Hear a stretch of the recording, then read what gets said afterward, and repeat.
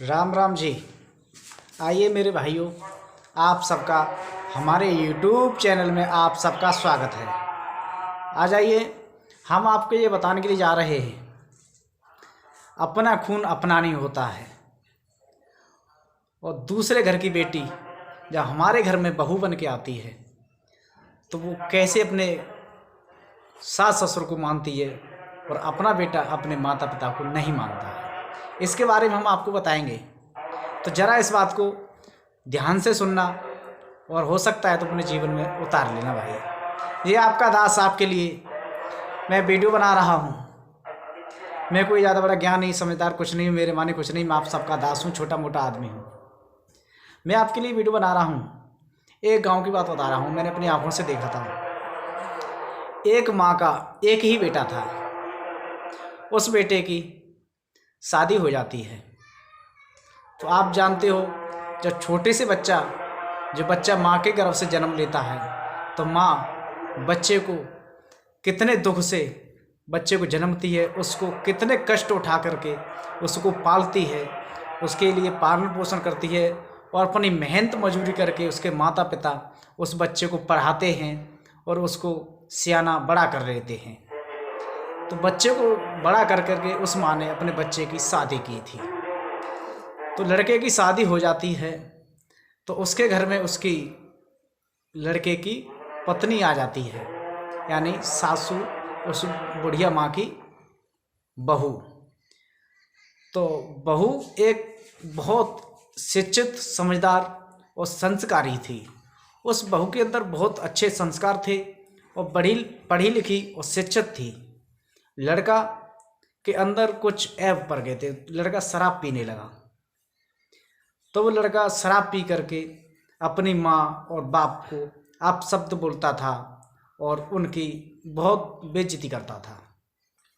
तो उस लड़के की जो पत्नी थी वो उस लड़के को समझाती थी कि आप इनसे कहते हो, इन्होंने आपको पाला है, इन्होंने आपके ऊपर कितने कष्ट उठाए आपके लिए और आपको पढ़ाया लिखाया और आप बड़े कर दे। आप ये शराब पी करके अपने माता पिता से अपशब्द बोलते हो, इसके लिए तुमको शर्म नहीं आती है? इसके लिए आप जिनको शब्द बोलते हो तो आगे चल के आपकी भी संतान होगी, तो बच्चे आपके भी बड़े होंगे, तो ये बच्चे आपसे बोलेंगे, फिर आपको कैसा लगेगा? तो लड़के को कुछ समझ में नहीं आया। उसे तो खाली सिर्फ अपनी शराब पीना और मस्ती से उधर उधर घूमना। तो एक दिन वही लड़का शराब पी करके आया और अपनी माँ को घर से निकाल करके धक्का मार के भगा दिया और हाथ छोड़ दिया और कपड़े निकाल के फेंक दिए कि यहाँ से भाग, जहाँ तेरा कुछ नहीं है। तो उस लड़के की पत्नी घर में झाड़ू लगा रही थी। वो लड़की तो बड़ी शिक्षित, पढ़ी लिखी और समझदार, संस्कारी थी। तो वो लड़की देखती रही, उसने कुछ नहीं कहा। तो लड़के ने उस माँ को घर से बाहर निकाल दिया, उसके कपड़े बाहर फेंक दिए। तो लड़का कमरे में कुछ लेने के लिए अंदर फिर गया। तो पति ने, उस लड़के की पत्नी ने झाड़ू तो वहीं पर फेंक दिया, वो भी पीछे पीछे गई।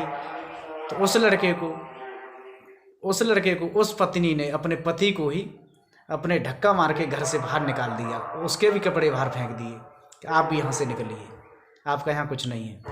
मैं सिर्फ अपने ससुर जी के साथ, अपने ससुर जी की सेवा करके, अपनी मेहनत मजदूरी करके अपना पेट का पालन कर लूँगी, अपने ससुर का पेट पालन कर दूँगी।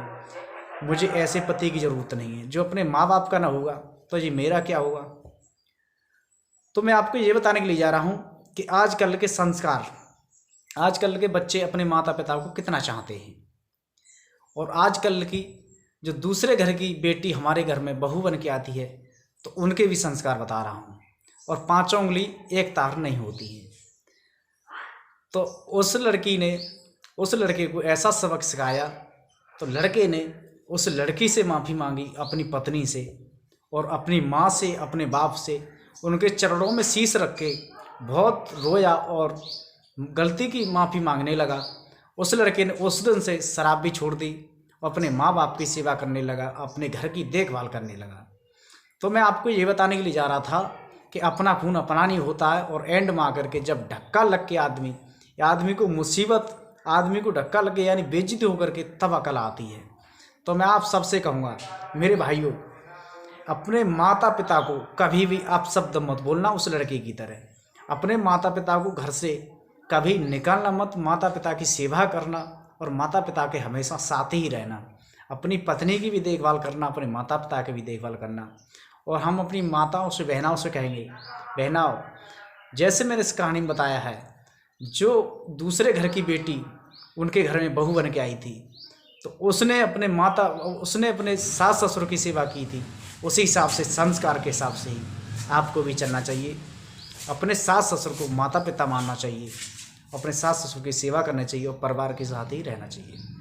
मेरा सभी से कहना है, सब लोग एक दूसरे से मिलके माता पिता की सेवा, सास ससुर की सेवा, और कोई गलत नहीं करना चाहिए, समझे।